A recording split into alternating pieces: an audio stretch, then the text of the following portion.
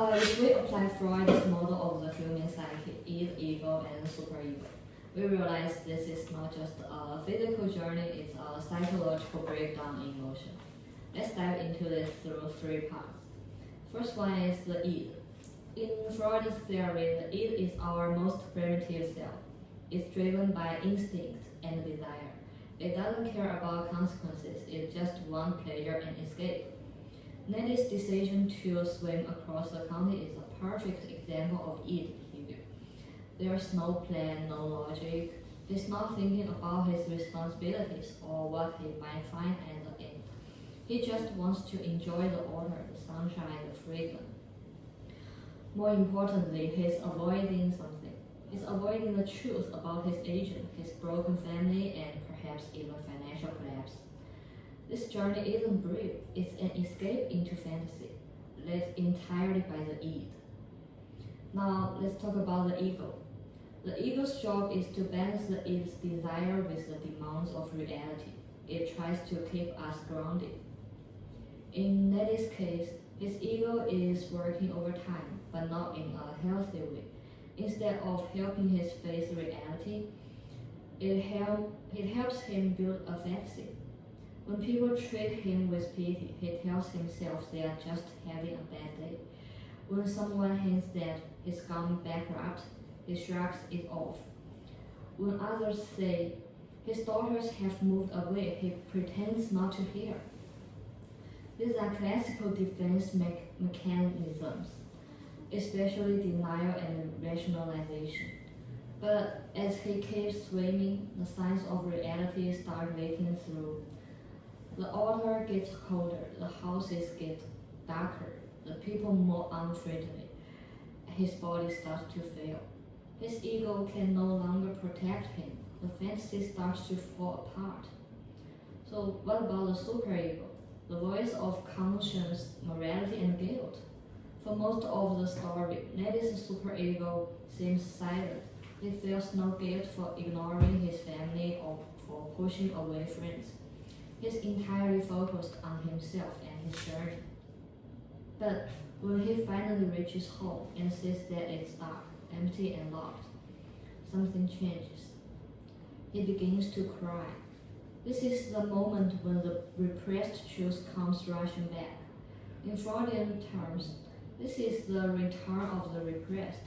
Everything we avoided, the pain, the loss, the agent, hits him all at once. His superego reawakens, and he's left with nothing but guilt, sadness, and collapse. Yeah, I also have some thoughts about the identity of Nelly. In Lacan's terms, Nelly's identity is split. He sees himself as a heroic figure, strong, elegant, useful, but reality reflects something else: weakness, age, and disconnection. It's like he's stuck in the mirror stage, clinging to an idealized image of himself that no longer exists. And all of his breakdown might point to something deeper, the repression. And his fantasy swim becomes a defense mechanism, a way of denying the truth. So what exactly do you think Nelly is repressing? The text never tells us directly, but we can guess from the silences. There's a suggestion that something has gone terribly wrong. Maybe his wife and children have left or even died. What do you think about it? Yes, I think also his social identity maybe collapsed. For example, his social role as a husband, as a father, and also as a suburban man. Yeah, you're right. But instead of confronting the loss, he constructs this surreal journey as a fantasy. It's like he's literally swimming away from the truth. But this repression doesn't erase the truth, it just delays it. And by the end, the fantasy always fails. And his final arrival at the empty house isn't just the end of the journey, it's a confrontation with the reality. The moment the fantasy cracks open and there's nothing left to protect him.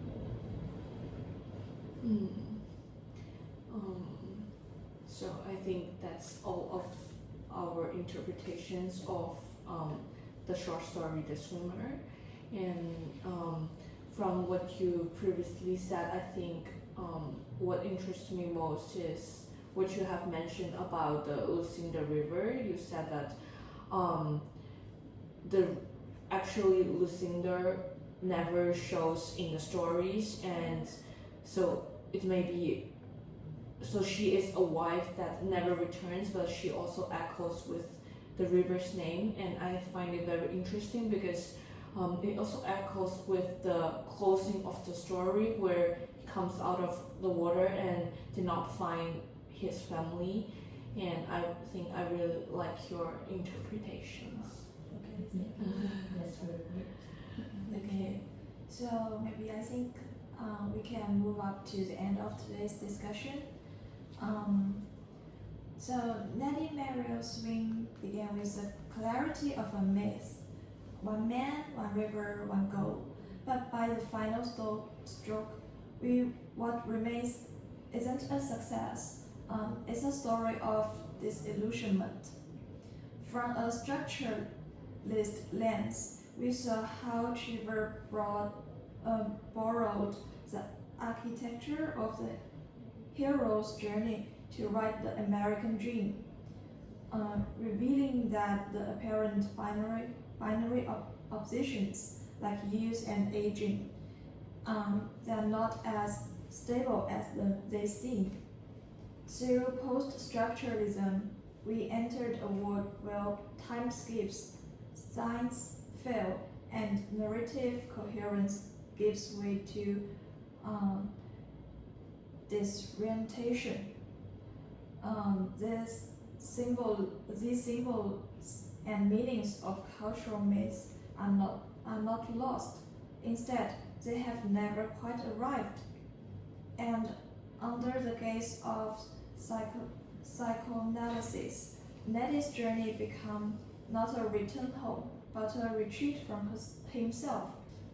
It reflects what Freud called repression at Lacan's mirror stage. So what do you think about the story? I think it's about a man swimming away from himself. I think it's also about a time where the society and the mindset is decayed and money being the most valuable things. Yeah. I think it's an illusory bubble-like dream told in the language of unrevealing. Yes. Yes. So in the end, perhaps what Cheever gives us is a literary mirror. It does not aim to reflect who we are, but to reveal how fragile that reflection has always been. So if this story makes you think or feel something you cannot quite name, then you are already halfway through the river. Thank you for joining our podcast. Thank you. Thank you. Bye bye.